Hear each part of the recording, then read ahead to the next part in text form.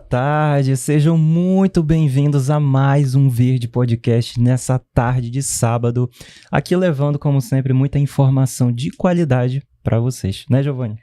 O importante, tudo o que há de mais importante, dos assuntos mais falados, mais relevantes na nossa sociedade, o Verde Podcast traz na sua essência. Inclusive, hoje gostaria de novamente, boa tarde, muito bom estar dividindo a bancada com você. Ele reclamou da última vez, gente, que a gente não estava mais na mesma escala, e aí a galera da produção, então vamos colocar uma sequência logo de programas para eles fazerem, e o que foi muito gratificante, que é uma temática, primeiro, que o meu amigo Alisson fica super à vontade, e segundo, que a gente trouxe para vocês aqui várias perguntas que vão ser esclarecidas, porque nós temos uma convidada muito especial. Mas antes de falar delas, eu tenho que deixar aqui o meu agradecimento às empresas mantenedoras do Verde Podcast.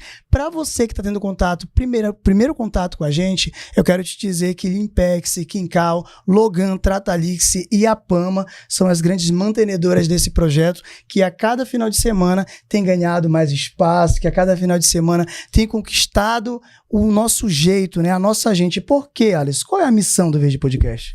A missão do Verde Podcast, além de levar informação de qualidade para você, é exaltar o jeito de ser do povo daqui, tá?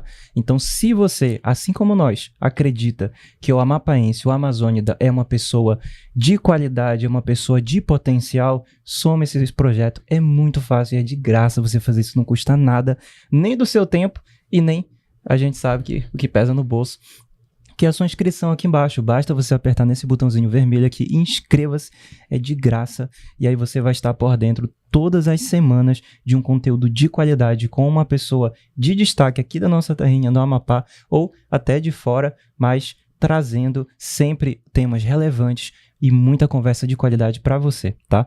Então, não deixe de acompanhar. E além disso, nosso Instagram também, porque para você que já se inscreveu no nosso Instagram, já sabe do que a gente vai falar aqui hoje, tá? Inclusive o Giovanni deu um leve spoiler aqui do que a gente vai comentar hoje, mas calma, para você que é do Instagram, a gente vai trabalhar esse tema de uma forma leve, que você vai entender de uma forma muito didática, porque é claro que a gente sempre traz os melhores convidados no Verde Podcast para tratar de cada tema. Então, fiquem tranquilos que você já sabe como é o padrão de qualidade deste querido programa chamado Verde Podcast. Então, sem mais delongas, Giovanni, acho que podemos apresentar aí a nossa convidada de hoje do Verde Podcast. Eu sei que o episódio de hoje até os concurseiros vão estar de olho, porque nós vamos receber aqui no Verde Podcast, hoje no nosso estúdio, ela que é especialista em licitações, doutora Ana Flávia, que vai estar esclarecendo muito do cenário. Daqui a pouquinho a gente vai explicar para vocês, mas eu quero deixar ela à vontade, doutora. Seja muito bem-vinda. O microfone do Verde Podcast é seu. Boa tarde a todos, boa tarde, Alisson, boa tarde, Giovanni. Muito obrigada pelo espaço aqui que vocês estão nos proporcionando. Espero contribuir aqui com o Verde Podcast. Exatamente, e vai muito, tenho certeza disso. Doutora, nós temos todos os públicos aqui no Verde, né? Então, eu acho que é importante a gente começar do começo, né? Então, assim, o que são licitações públicas? Qual é a importância disso, né? E o que é exatamente esse instrumento, né? E qual a importância disso? Certo. A administração pública, ela precisa contratar serviços, ela precisa contratar bens, e para isso, constitucionalmente, nós temos que fazer um processo que garanta a isonomia da contratação. Eu não posso indicar um contratante justamente porque eu preciso abrir espaço para que todos os empresários que queiram participem em igual condição. Então, a licitação é a forma que a administração pública vai contratar os serviços, vai adquirir bens, e tem que ser de forma isonômica, garantindo que qualquer um que tenha interesse participe dessa contratação. Nós tivemos recentemente aqui no estado, inclusive, doutora, para você que está entrando em contato conosco agora, está tendo esse contato, hoje nós vamos falar sobre licitações sustentáveis, mas nós estamos trazendo o conceito de licitações para você entender como funciona essas compras aqui dentro de toda a estrutura governamental, estrutura quanto às pastas que são divididas ali. E nós tivemos, inclusive, é muito relevante a gente colocar, porque eu lembro que nós tivemos um episódio aqui no Verde Podcast, onde foi voltado à Secretaria de Cultura, que foram vários artistas de vários municípios que foram atendidos, que foram acompanhados e atenderam dentro dos seus municípios, mas foram através de um edital que foi publicado, eles participaram e foram contratados, cada um para os seus municípios. Então a gente vê essa questão que você coloca também como um ponto principal, que é a transparência. Para onde está indo? Quem está sendo contratado? O que está sendo feito com o dinheiro público? Exatamente. Ainda tem esse grande mito de que as licitações elas são direcionadas, que elas são cartas marcadas. E é importante que a gente comece a se apropriar de que não. As licitações, ainda mais atualmente, que elas são, em sua grande maioria, de forma eletrônica, nós temos como controlar efetivamente esse processo que ocorre, elas se demonstram muito mais transparentes, justamente para que qualquer um de nós que queira ter essa informação e esse controle possa fazer isso. Então, esse mito de que as licitações são burocráticas, que elas são direcionadas, ele precisa cair. Ainda tem essa negativa, talvez até mesmo da própria população. Eu não quero participar, por exemplo, o empresário não quero participar porque já é ali direcionado para aquele que é conhecido. E não, hoje em dia nós temos até como controlar esse processo. Doutora, a respeito do nosso tema de hoje em relação à sustentabilidade, as pessoas geralmente associam muito esse conceito de sustentabilidade a um marketing verde, né? Então, sim, que não necessariamente é de fato algo sustentável, mas vende-se como. De que forma a gente consegue ver a sustentabilidade inserida no contexto das licitações públicas e qual é a mudança prática que a gente tem? Certo. Primeiro, a gente tem que entender que o conceito de licitações sustentáveis, ele não diz respeito só à questão ambiental. Ele fala também do social, do econômico. Então, quando eu digo que isso é uma previsão da lei, a lei 14.133, ela traz essa previsão de que as licitações, elas objetivam o desenvolvimento sustentável. Então, quando ela diz isso, ela diz que as empresas precisam estar preocupadas não só com a questão ambiental, mas também com a questão social, a questão trabalhista. As empresas, elas precisam ter consciência trabalhista também. Como que eu estou tratando o meu empregado? Como que eu estou tratando o meu colaborador? Isso também é uma licitação sustentável. Então, a administração, ela tem que ter esse cuidado para saber se as empresas, elas estão não só tratando aquele ambiente e cuidando ambientalmente a questão da bandeira verde, mas também se ela está fomentando a sociedade, se ela está trabalhando bem com os seus colaboradores. Então, tudo isso é licitação sustentável. Quando a gente fala mais para a prática, a gente consegue entender que o governo é o maior comprador do país. Então, as licitações públicas, elas movimentam bilhões de reais por ano. Então, nesse caso, quando o governo ele se coloca não só como um comprador, mas também como um estimulador de desenvolvimento sustentável, de consciência ambiental, ele vai também com as suas compras, com as suas aquisições, fortalecer uma economia que seja realmente sustentável, que busque o desenvolvimento. Uma economia que queira não só a questão econômica, mas também que pense num todo da nossa sociedade. Então, o governo ele deixa de ser apenas um comprador e ele vai estimular boas práticas.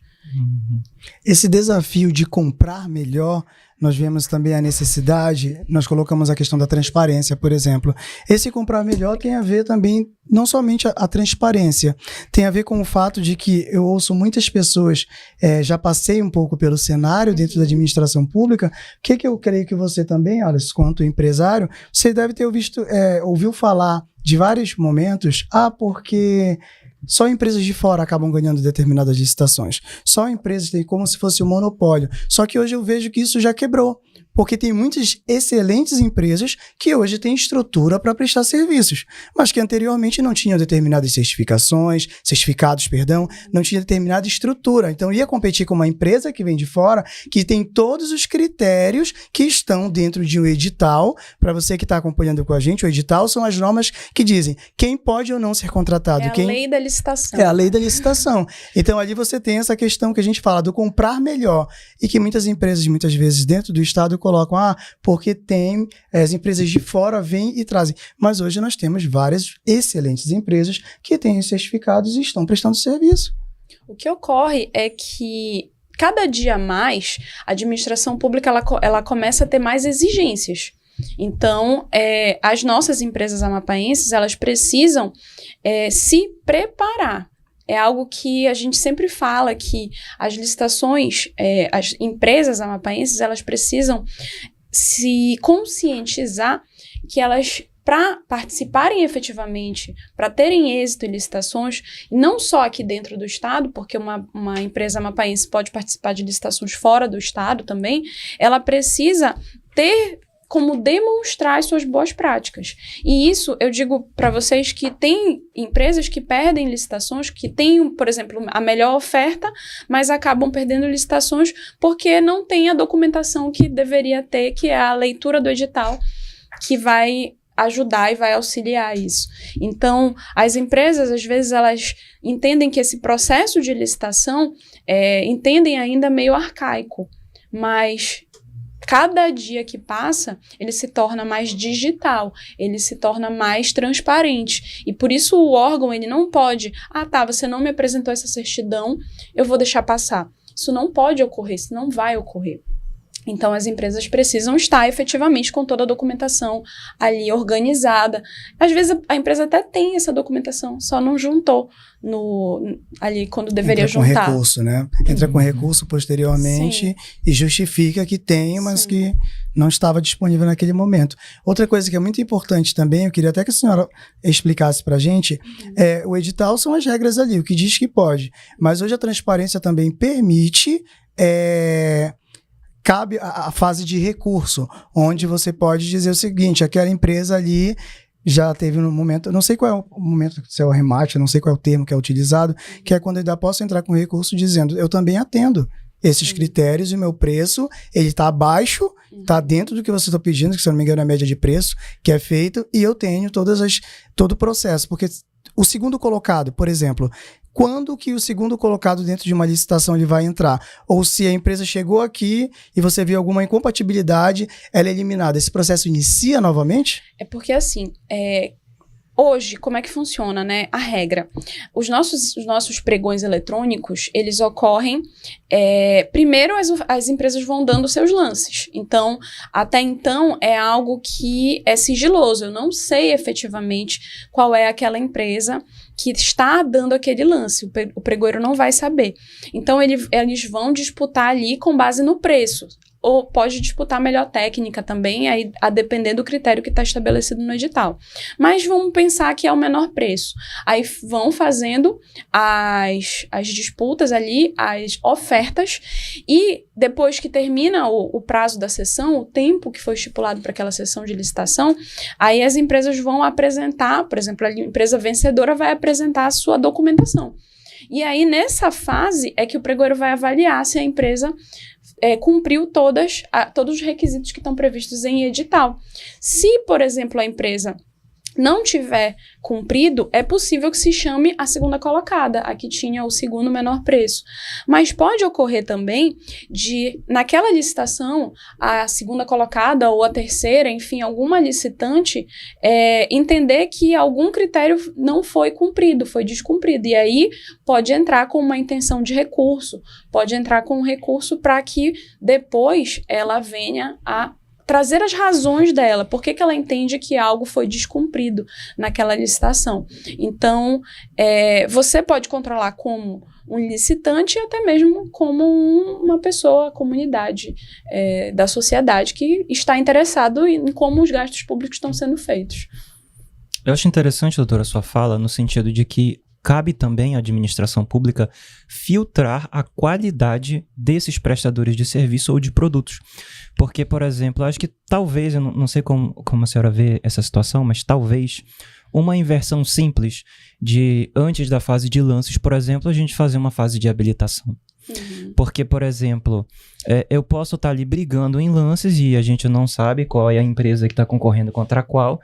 E aí, uma vez que fim da fase de lances ali, um exemplo, em um preço quase inexequível ali, batendo na parte de baixo da base do edital, na definição de valores, vai-se a parte de habilitação e vê-se que é um CNPJ de uma padaria. E aí você diz, meu Deus, a empresa não tem nada de certificação, não tem atestado de capacidade técnica, não tem os requisitos mínimos legais e ambientais, etc., para prestar esse serviço, mas estava ali brigando em valores comigo.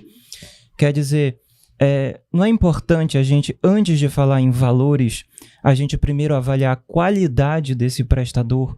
Entendi. Antes, na Lei 8.666, o padrão era esse. Era primeiro habilitar, primeiro saber se a empresa cumpria todos os requisitos, para depois começar a fase de lances. Aí agora houve essa inversão, que já era utilizada no pregão eletrônico, e aí agora a 14133 trouxe e é o padrão que se usa. Porque entende-se assim, que se você está ali disputando, é mais fácil depois você analisar se está cumprindo os requisitos, o pregoeiro analisar se está cumprindo os requisitos. Então, é uma previsão legal mesmo, né? Que, acho que os órgãos públicos entenderam que era melhor dessa forma. A gente tem que ressaltar também que tivemos adaptações à lei, né? Porque eu lembro que o processo foi acelerado também com a questão da pandemia. Nós tivemos muitas compras emergenciais e as justificativas para essas compras emergenciais. Eu lembro justamente por conta do que nós vimos em redes sociais, tudo transitando. E eu lembro que quando foi estabilizando, eu sempre gosto de ressaltar, eu falo, em 2023, por exemplo, várias pessoas questionavam algumas decisões quanto a isso, da parte da administração. E eu lembro que eu sempre defendi de que aspecto? Eu falava, vamos atentar para um detalhe. Nós tivemos aí várias dispensas e aí teve processo acelerado. Agora nós estamos passando por um pós-pandemia. Então, possivelmente a lei ela vai ser alterada. Vão ter alguns reajustes que não cabia aquele cenário, mas que cabe agora. E eu vejo que a questão, principalmente de acabar com o presencial, não em sua totalidade, mas tornar o pregão eletrônico e outras dinâmicas que facilitam, é possível até outras empresas participarem de forma mais hábil. Quando não tinha a empresa teria que colocar um colaborador lá dentro para acompanhar o presencial. Então, isso era muito desgastante, acredito eu. Custoso também, né, para a empresa manter esse colaborador que ia ter que participar das sessões e às vezes levava o dia inteiro ali, a manhã inteira, porque tinha toda essa questão de analisar. Imagina, o pregoeiro tinha que analisar cada documento para saber se estava tudo certo. E aí depois passava para a fase de lances, então era algo muito demorado. As sessões presenciais, né, que ainda ocorrem, mas em sua minoria hoje em dia. Fora a dificuldade de transparência e publicidade, né? Porque muitas vezes é toda a sociedade civil que é interessada naquele certame e ela não está verificando o que está acontecendo, né? Fica meio que sigiloso ali, né? Se for presencial. Então, hoje, com as licitações preferencialmente de forma eletrônica, cada um de nós tem como controlar esse gasto público. Doutora, e assim, no caso digamos assim, dos microempreendedores, dos MEIs, etc., que queiram participar de alguma licitação, eu sei que para muitas pessoas parece ser uma realidade muito distante, né? Como aquilo que o Giovanni estava falando. Não, é um instrumento reservado para grandes empresas, para grandes prestadores. Eu não vou me interessar por isso, eu tenho, de repente, o meu restaurantezinho aqui. Quer dizer, para pequenos negócios, como é que eu consigo falar, por exemplo, em sustentabilidade para esse microempreendedor de modos que ele se capacite para que ele consiga participar de um pregão que tenha esses requisitos? Existem mudanças simples, às vezes nem tão custosas, que me possibilitariam? Para os pequenos e microempresários, a lei ela tem até benefícios, ela traz benefícios. Então, existem licitações de até um determinado valor que só micro e pequeno pequenos empreendedores podem participar. Quando esse valor é extrapolado, então é possível que seja feita prioridade, não é prioridade, mas tenham benefícios na participação de licitações também às micro e pequenas empresas, porque, como eu disse, é um mercado que movimenta bilhões. Então, não tem justificativa que os nossos micro e pequenos empresários não participem e não também, como se diz, peguem a sua fatia nesse bolo, né? É interessante que eles também estejam preparados. E, no que diz respeito à licitação sustentável, acredito eu que o fato de as empresas menores conseguirem ali ter até um maior controle dos seus processos facilita para manter essa questão sustentável. Quanto menor a empresa, mais fácil de organizar os seus processos, né? Existem critérios sustentáveis hoje nos editais? Sim. Eles podem ser tanto de benefícios, pontuações, por exemplo, a empresa que consegue fazer a logística reversa, ela tem benefícios. Ou a empresa que tem, sei lá, o produto que consome menos energia, também tem esses benefícios. Só que eu penso que até mesmo a nossa administração precisa se capacitar para melhor estipular esses critérios. Porque o que se vê muito assim, logística reversa, descarte adequado, mas efetivamente talvez essa previsão ela nem seja adequada para aquele objeto que está sendo licitado. Então, tudo isso precisa ser analisado, não só do ponto de vista do empresário, mas também do ponto de vista da administração. Ela precisa melhor pensar como que vai ser estabelecido esse critério. Porque, por exemplo, numa licitação que vai contratar, que vai adquirir veículos, e aí eu vou pensar, esse veículo ele tem um menor consumo, como é que eu vou colocar isso no meu edital? Para que eu não direcione para apenas um fornecedor, mas que eu consiga trazer essas melhorias sustentáveis para a sociedade mesmo, né, que vai utilizar esse serviço.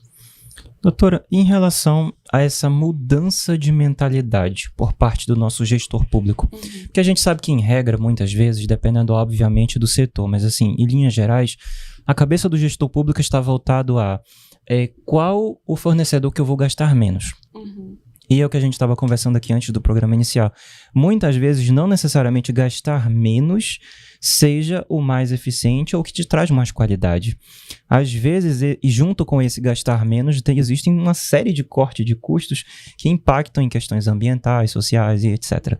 Então, assim, como é que eu consigo, qual é o grande desafio que eu tenho para promover essa mudança de mentalidade por parte do gestor, que ele precisa pensar assim, eu preciso gastar menos, mas também eu preciso filtrar a qualidade e aí, por isso, eu preciso analisar esses requisitos de sustentabilidade. Certo. Eu acho que a gente começa fazendo isso que a gente está fazendo aqui, sensibilizando a sociedade, porque assim, é possível que algum gestor público esteja nos assistindo agora. Então, ele vai ter, talvez, esse start. A gente está aqui sendo vetor para essa informação de um gestor público pensar, realmente eu não preciso só analisar a questão orçamentária, eu preciso ver o que efetivamente vai trazer nessa minha contratação, além do menor preço.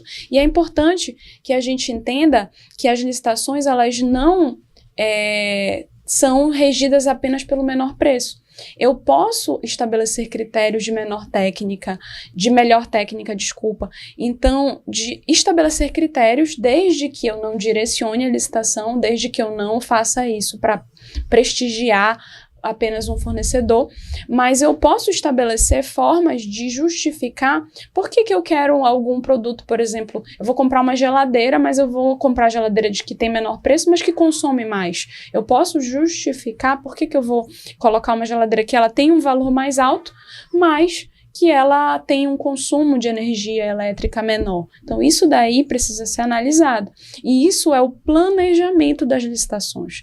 A lei de licitações, que ela já não é mais tão nova, mas a gente ainda chama de nova lei de licitações, ela é muito clara nessa questão do planejamento.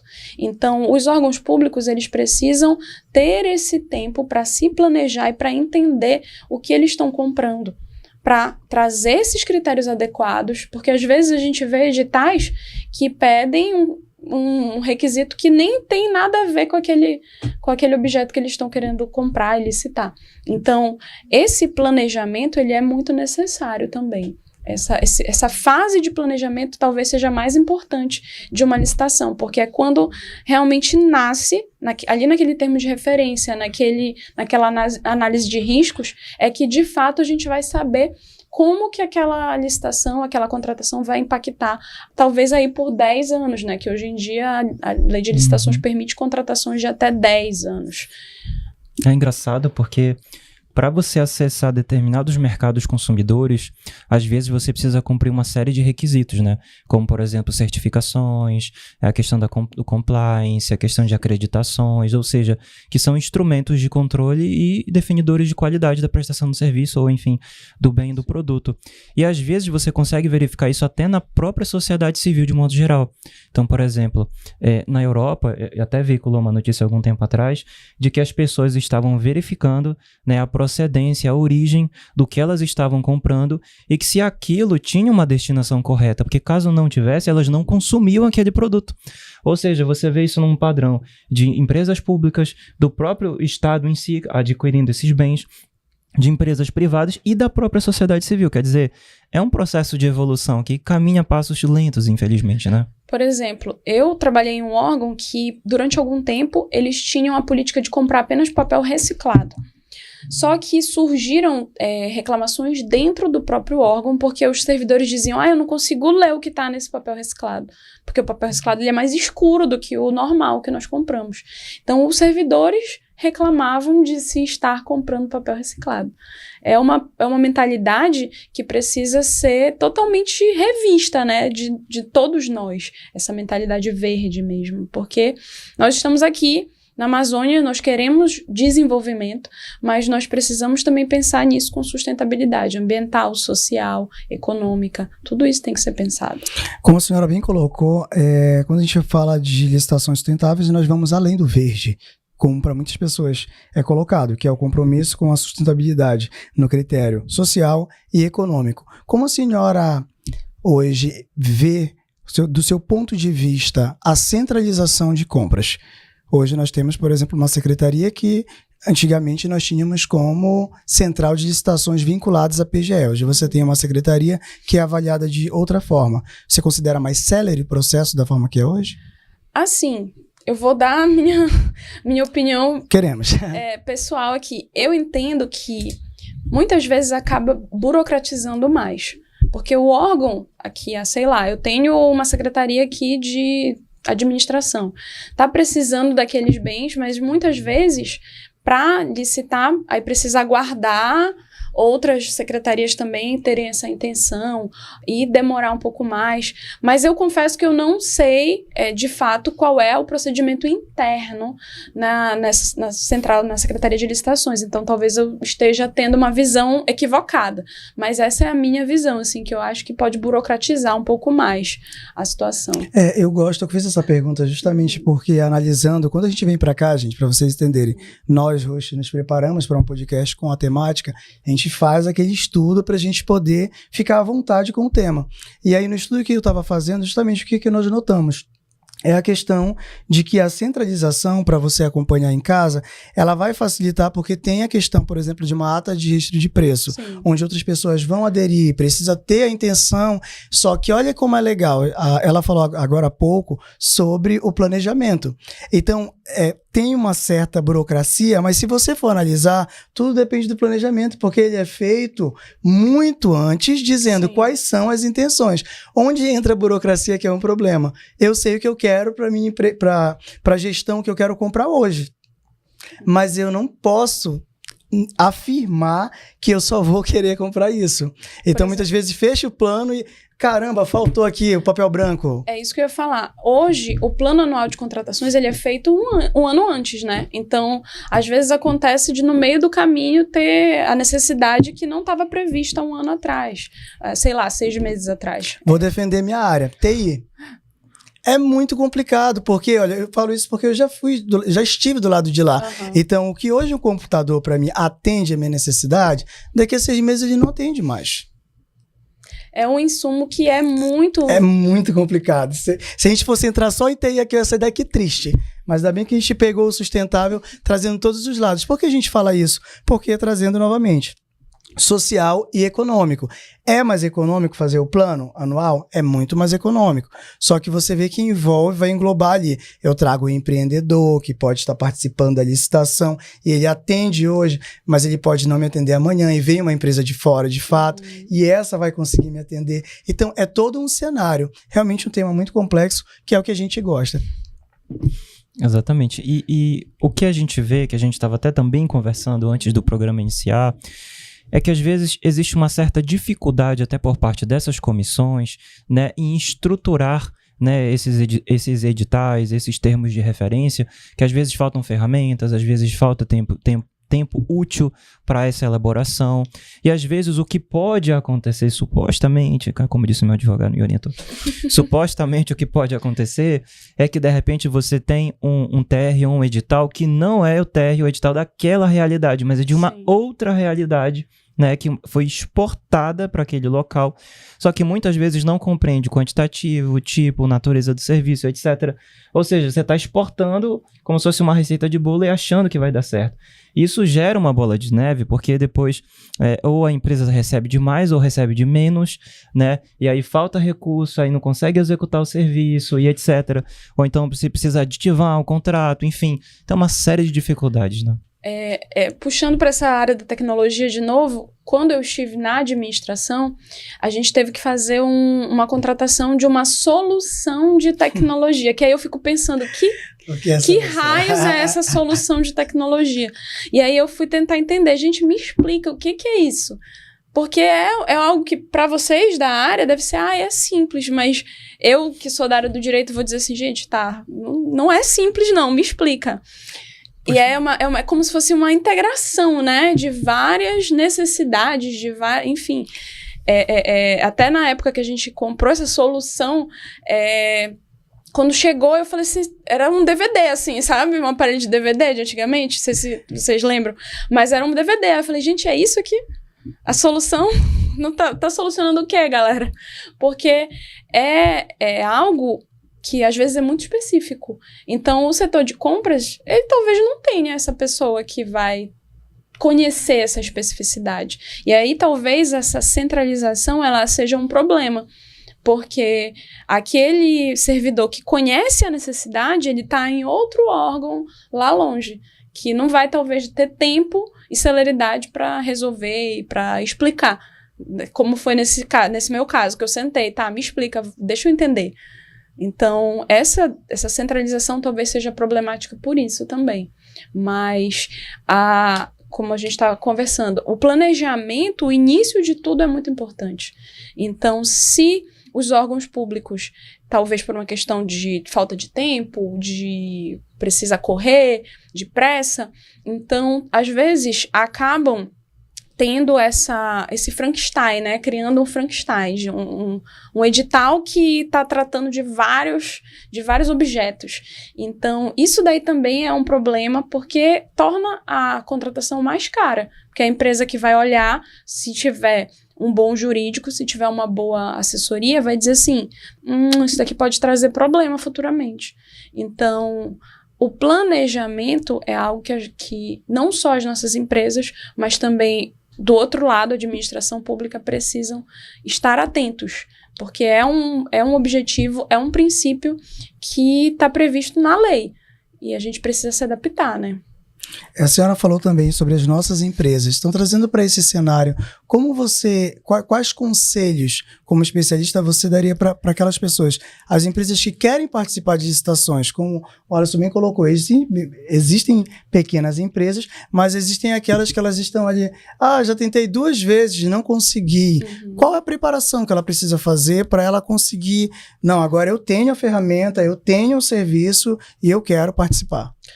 O primeiro passo que eu vejo é justamente identificar o seu serviço, realizar o seu portfólio, organizar o seu portfólio. Então, hoje, quase todas as licitações, elas pedem um atestado de capacidade técnica. Então, a tua empresa, ela precisa ter prestado aquele serviço antes ou fornecido aquele bem antes, seja para outros órgãos públicos, seja para um particular. E aí, esse órgão público ou esse particular, ele vai te dizer, olha, essa pessoa ela é confiável, ela me entregou esse serviço, ela me forneceu esse bem de forma adequada. Então, o primeiro passo é estabelecer o seu portfólio. Esse portfólio, depois disso, eu penso que a empresa ela tem que estar com a documentação toda correta. Você tem que estar com a sua certidão de regularidade fiscal, trabalhista, com as suas dívidas do fisco todas ali negociadas, se não pagas, todas negociadas. Então, você precisa estar com a sua questão legal da sua empresa toda organizada, além de esse atestado de capacidade técnica. E como eu disse, é aí que algumas empresas pecam, porque às vezes elas até têm aquela documentação, aquela certidão, mas elas, por uma falha de leitura do edital, elas acabam perdendo. Porque, convenhamos, um edital de licitação são muitas páginas, é algo que realmente você tem que parar um tempo para ler, para tomar e para se apropriar daquelas necessidades, daquelas exigências. E algumas empresas, alguns empreendedores são sozinhos ali ou tem uma equipe pequena e talvez não vá conseguir fazer isso, não vá conseguir analisar esse edital de forma correta. Então, o principal ponto é você saber o que você pode fornecer, o serviço que você pode prestar e como que a administração está pedindo isso. Como que eu vou me colocar ali? Aí depois são questões de cadastro nos portais, você ter uma equipe que vai ali participar da sessão propriamente dita. Então, é algo que é mais simples, digamos assim, mas o portfólio e a documentação é algo que é mais importante mesmo. Doutora, em relação a esses requisitos de sustentabilidade junto a 14133 que a gente estava comentando, né? Existe algum exemplo que a gente pode elucidar em relação, por exemplo, a Título de Brasil, que deu certo, que foram adotados critérios, por exemplo, de sustentabilidade, a gente disse, olha, que deu certo, se a gente caminhar para chegar nesse exemplo, a gente está, por exemplo, num bom caminho. A gente tem hoje esse exemplo para poder citar? Eu penso que esse descarte de insumos, por exemplo, baterias, eu já vi questões de órgãos que contrataram e previam esse descarte correto, essa logística reversa, né, de baterias, de pilhas, porque é algo que a gente pensa assim, mas é uma pilha.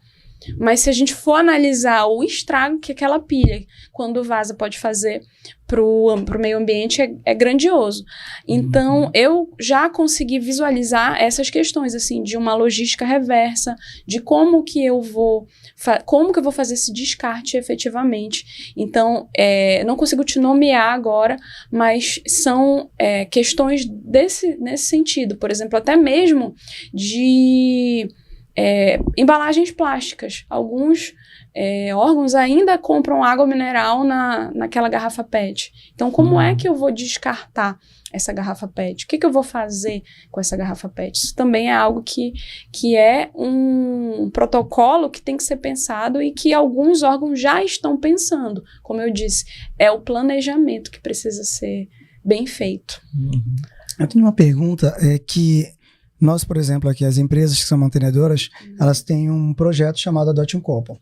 E aí eu vejo, existe hoje, é uma curiosidade que na verdade despertou agora que eu não me toquei, existem hoje ferramentas, você falou a respeito de certificações e outras coisas, mas que de alguma forma esteja incluso em um edital, ou você considera isso uma ideia, ou se isso já existe, eu não sei, tem aqui o edital, tem não ali um extra, mas digamos assim, para a empresa que atende essa questão de sustentabilidade verde, a empresa tem ali um certificado, algo que diga, olha, ela atende, ela tem projetos, ela está envolvida de alguma forma. Isso existe hoje? Tem algum projeto semelhante? Nós temos os certificados ISO, né? Então, eles também têm essa certificação, dão essa certificação de que a empresa tem todos os requisitos ambientais e cumpre com esses requisitos. Mas é realmente um critério que ele é complicado de se colocar. Tem que ser muito bem pensado, porque quando você falou de copos plásticos, adote um copo. Novamente, a gente precisa fazer com que o próprio servidor público, ele se aproprie dessa ideia. Porque muitas vezes o servidor fala assim, eu não quero pegar um copo para tomar água, um copo para tomar café, um copo para tomar o meu suco que eu vou tomar. E eu não quero levar para casa a minha caneca porque eu não vou ter onde lavar, não vou levar para o trabalho porque eu não vou ter onde lavar. Então, é tudo uma questão de conscientização. Porque tem gente que fala assim, mas sempre foi feito assim. Tá, mas a gente tem que começar a mudar algumas coisas, né? Algumas coisas, elas precisam se atualizar, evoluir. E tem alguns servidores que não querem ainda, né? Trazendo também, tem os servidores, mas a senhora acha que precisa hoje também de uma mudança de mente da gestão, do gestor em si, na hora da compra pública, de tornar o menos burocrático o edital, algo exaustivo, e ser objetivo no quesito de ser claro, e dizer assim, não, é isso aqui.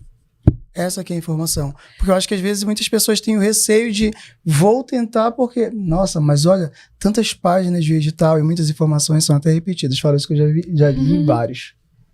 Eu penso que o edital, ele inevitavelmente ele tem que ser longo, porque a gente vai ter que trazer todas as regras, tudo que pode acontecer ali naquela contratação. Mas é possível que depois de uma leitura atenta, os empresários, os participantes, eles entendam com mais facilidade o que é importante filtrar dali. Porque tem coisas que realmente estão ali porque precisam estar, mas que não vai interferir na minha contratação, não vai interferir no meu trabalho. Mas o que você falar é preciso uma mudança de mentalidade realmente de cima para baixo, porque os gestores, às vezes, eles se preocupam só com o orçamento e não pensam nessas outras questões, na questão sustentável, ambiental, na questão trabalhista. Isso também é importante, porque, por exemplo, se eu vou fazer uma contratação de uma empresa terceirizada, e aí a administração, ela traz na sua planilha de custos quais são os valores que são inegociáveis, que a empresa vai ter que pagar. Então, por que não também pensar nesse colaborador? Por que não também pensar não só na convenção coletiva, nos valores que estão previstos em convenção, mas em melhorias, em benefícios para esse colaborador? Se isso também for orçamentariamente falando bom para a administração, mas também vai tornar aquelas pessoas que serão contratadas ali muito mais satisfeitas com o seu trabalho, né? Sei lá, às vezes um valor de vale alimentação te beneficia, te influencia muito mais a trabalhar melhor, né? Aqui, eu vejo que às vezes, pelo menos eu vejo isso com uma certa complexidade de se aplicar na prática, né? Porque, por exemplo, digamos que a administração pública elegeu a sua ordem de prioridades. Uhum. Aí quer dizer, até que ponto... Vou colocar um exemplo aqui só para elucidar o que eu estou querendo dizer. Até que ponto, por exemplo, compensaria... Digamos assim, eu tenho uma empresa que tem um valor maior, mas em compensação, eu tenho uma política de logística reversa. Até que ponto compensa eu, como administração, pagar a mais para que eu tenha mais qualidade no fornecimento desse meu serviço, e até que ponto compensa eu, quer dizer, acima desse teto não tem condição, não. Até aqui dá, quer dizer, não são termos objetivos, eu acho que é muito caso a caso, muito situação a situação, né? Exatamente, e aí é que mora o problema, né? Porque a gente não tem, o que eu disse, o administrador, o gestor, ele precisa ser consciente de como administrar esses valores, esse orçamento público, porque afinal de contas é dinheiro público, e aí algumas pessoas podem até questionar, mas esse daqui tinha um menor valor, por que não contrataram ele? Então, tudo isso tem que ser pensado e muito bem justificado, né? Quando a gente chega numa licitação pública, a gente até fala, eu posso comprar um café melhor? Posso. Desde que eu justifique o motivo de por que eu estou comprando um café melhor e não o menor preço. Que é algo que é um exemplo que é sempre dito, né, nas repartições públicas. Mas é café de repartição pública, então é café ruim. Já é visto dessa forma. Só que é possível você conseguir um melhor café, digamos assim. Trazer critérios melhores, mas desde que você justifique esses critérios. Fora que às vezes eu tenho contratações que elas são tão técnicas que às vezes é difícil mensurar, por exemplo, quando o critério não é só o menor preço, mas digamos a melhor técnica, como que eu vou definir? Eu vou só também citar um exemplo para a gente entender. Por exemplo, Giovanni, que é especialista em tecnologia, vai entender. Como é que eu consigo definir o que seria, por exemplo, um processador melhor entre um Intel e um AMD?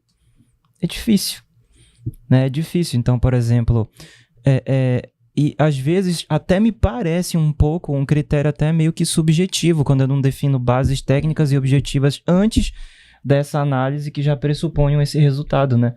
E aí depois a gente pode falar em excesso de formalismo.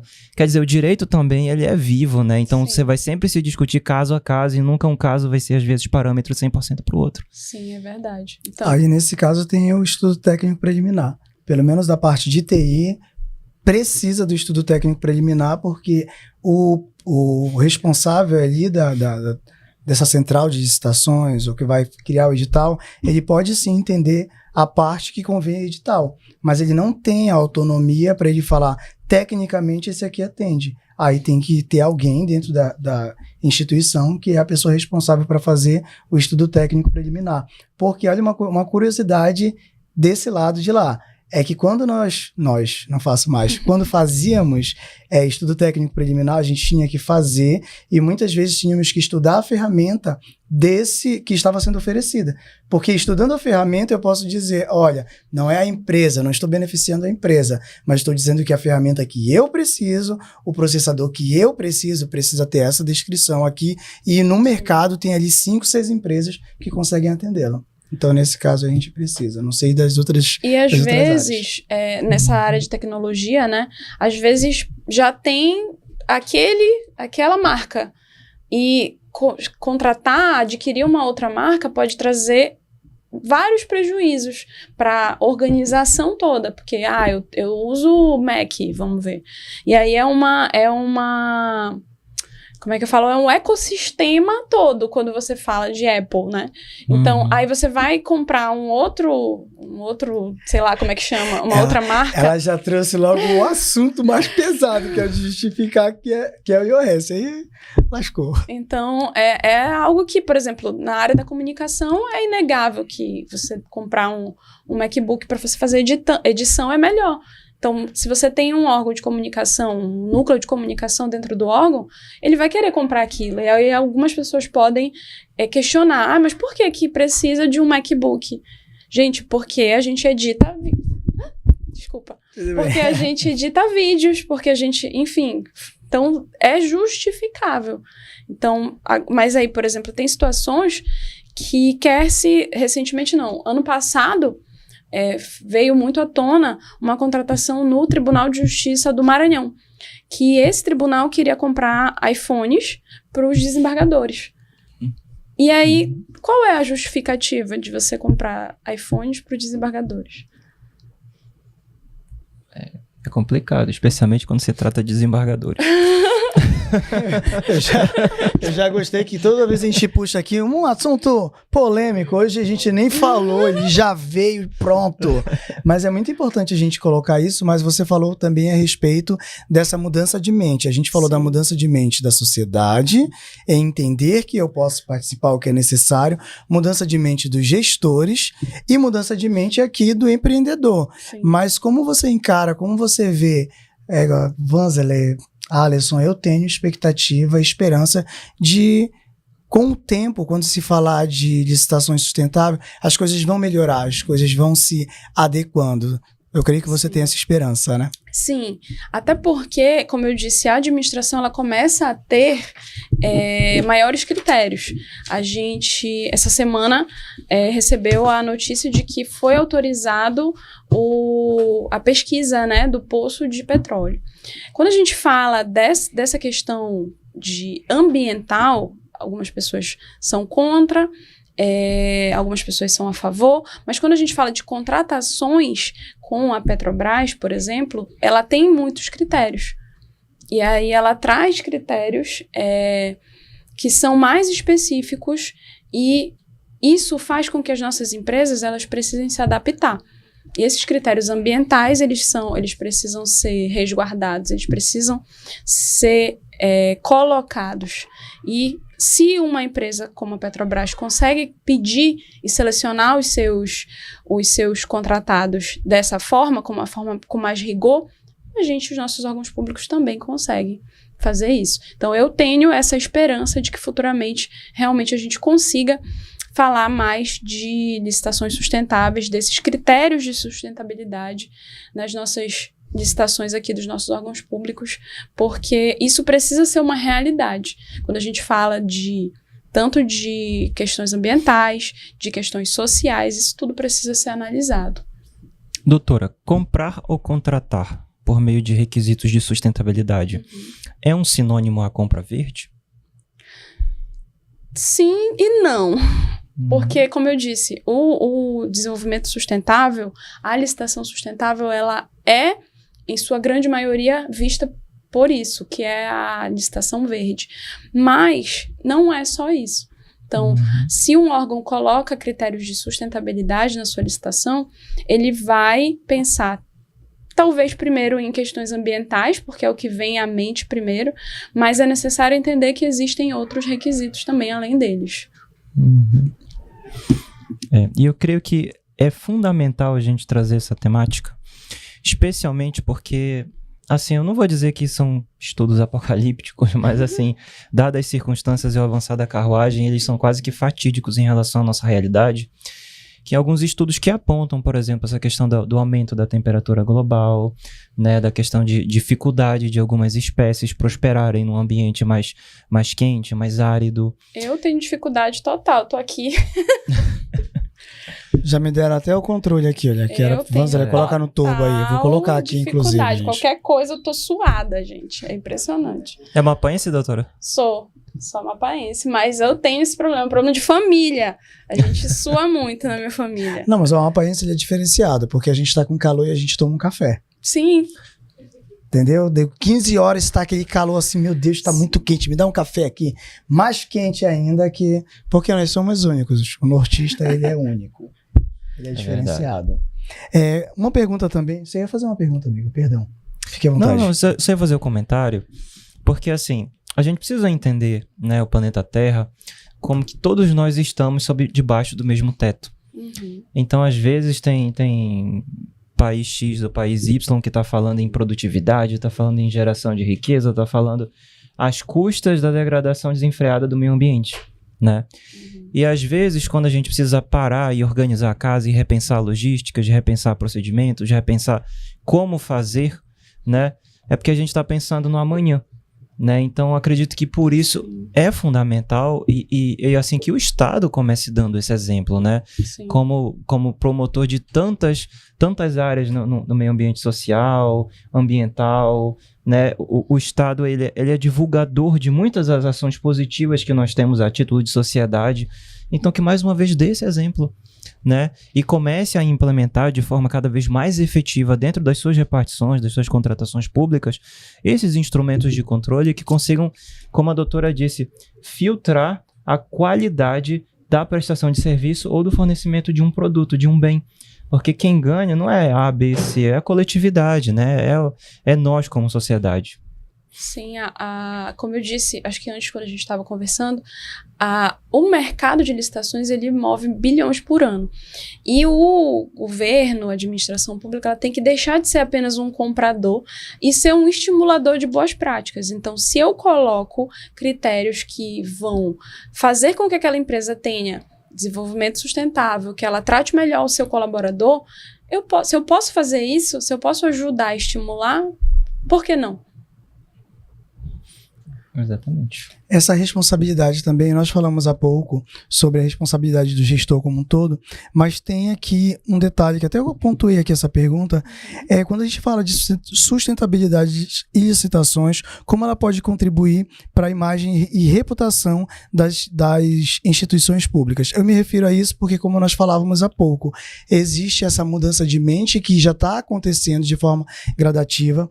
Nós falávamos, não sei se tu te recorda de um podcast que nós tivemos aqui, que nós recebemos a galera da Vitru. que eles falavam justamente das pequenas ações que eles começaram no Sebrae e que elas foram todo esse processo, esse ecossistema que eles criaram, o impacto disso. Então nós vemos que começou ali com uma pequena mudança em um grupo e hoje você vê, por exemplo, a Vitru e outras empresas que já têm esse aspecto de levantar. Eu vejo que o marketing, por exemplo, hoje ele tem uma responsabilidade muito grande, que é a conscientização.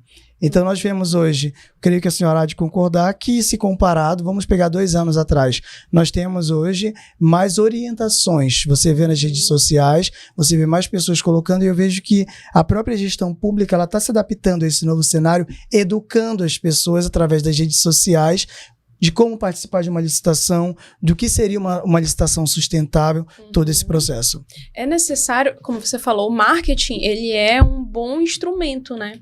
Justamente para conscientização, porque quando a gente fala de conscientização ambiental, a nossa população ela precisa realmente ser educada, ser ensinada de o que são esses critérios, não só para uma licitação, mas para a nossa vida em geral, né? Nós precisamos ter essa visão de que a forma que eu descarto meu lixo, a forma que eu contribuo ali, talvez, utilizando menos plástico, utilizando menos papel, é algo que pode impactar e provavelmente vai impactar na nossa vida, não na nossa vida enquanto indivíduos, digamos assim, mas nossa vida globalmente falando, né? Então, tudo isso, e o que a gente faz aqui, efetivamente vai impactar do outro lado do mundo. Então, a gente precisa utilizar essas ferramentas para conscientizar e também para controlar, porque a partir do momento em que nós conseguimos entender que as redes sociais, elas passam a ser uma forma também de pressão aos órgãos públicos, então nós, enquanto sociedade, enquanto comunidade, podemos também pressionar para que os órgãos públicos tragam essa sustentabilidade, tragam esses critérios ambientais, tragam esses critérios de melhor tratamento dos colaboradores. Isso tudo precisa ser uma preocupação não só da administração, mas da sociedade também como um todo. Doutora, no início nós falávamos a respeito dos critérios de sustentabilidade, né? E que muitas vezes a sustentabilidade ela está associada somente ao aspecto ambiental, mas também é social e também é econômico. Do ponto de vista social, esses critérios de sustentabilidade, eles criam mecanismos, de repente, para você incluir pessoas que são minorias, ou então que são pessoas que muitas vezes não fazem parte desse sistema, como, por exemplo, mulheres em determinados espaços, né, de trabalho não têm muito acesso. Quer dizer, existem mecanismos que possam possibilitar essa inclusão social? É possível que no próprio edital a administração solicite que a empresa comprove que tem por exemplo, um número mínimo de colaboradores que são PCD, um número mínimo de mulheres ali naquela empresa. Então, tudo isso é possível. O edital ele pode trazer isso, desde que justificado, como eu venho repetindo. A administração ela precisa justificar os seus atos. Então, é muito fácil a gente justificar o porquê nós queremos essa inclusão, né? Então, talvez falte uma vontade efetiva da nossa administração. Ou uma falta de tempo, vamos pensar assim, né? Na correria do dia a dia. Supostamente. Bom, da minha parte eu tenho só mais uma pergunta, Alisson. E a minha pergunta é, nós falamos há pouco, qual conselho a senhora deixaria para quem está iniciando, quer participar, quer entender o mundo da licitação principalmente, e aquelas que já estão no mundo da licitação entender um pouco mais sobre licitação sustentável. Mas qual seria o seu conselho para o gestor, para a administração pública como um todo, de melhorias, vamos colocar assim? Eu entendo que o gestor da administração pública, ele precisa capacitar os seus servidores. Ele precisa manter o seu servidor sempre em capacitação e em evolução. Porque o direito, como o Alisson disse, é algo que ele está sempre em movimento.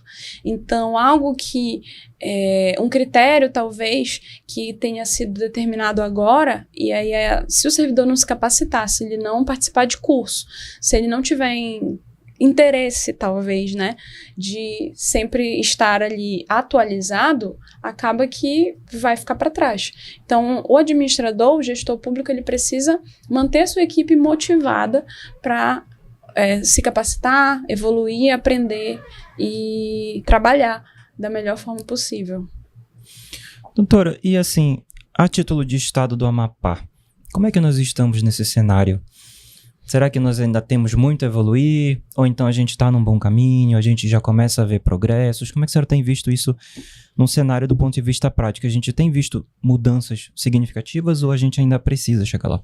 Eu penso que a gente ainda está engatinhando nesse cenário das licitações sustentáveis. A gente acaba criando ou colocando apenas critérios para cumprir a lei, mas não efetivamente trabalhados e estudados para o que a gente precisa, para o que aquele objeto necessita. Então, eu acredito que nós já evoluímos, mas nós ainda temos muito a prosperar, muito a evoluir, muito a trabalhar. Então é isso, né, Giovanni? Vamos aquele momento, né, triste. Só tem uma pessoa na produção aqui, que os demais estão ali fora, que senão ia fazer aquele encerramento, né?